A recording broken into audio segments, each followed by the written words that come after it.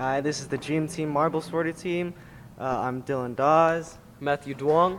Aidan Cortez.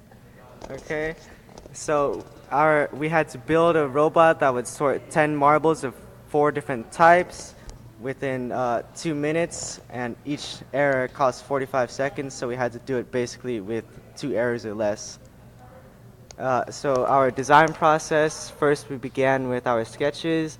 You can see my individual sketch here with the marbles going down through some sort of limiter down to the rotating containers, and you can see it adapted into our group design. So early building days, we had first built the compact turntable. As you can see here, it was unfinished.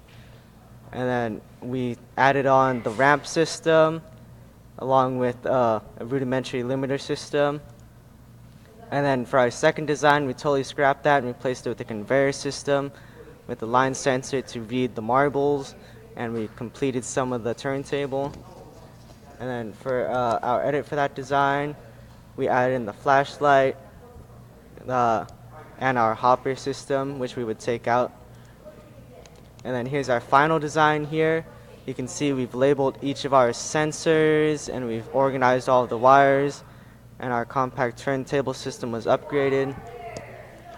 As you have seen the video, the marble sorter sorted all the 10 marbles, 100% accuracy in 46 seconds.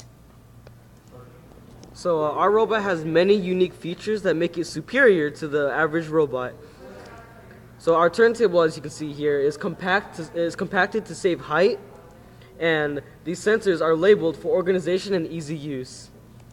In addition, we have a unique conveyor system that no other robot uses.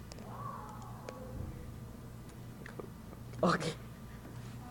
Pause it, pause it, pause it! Why did you pause it?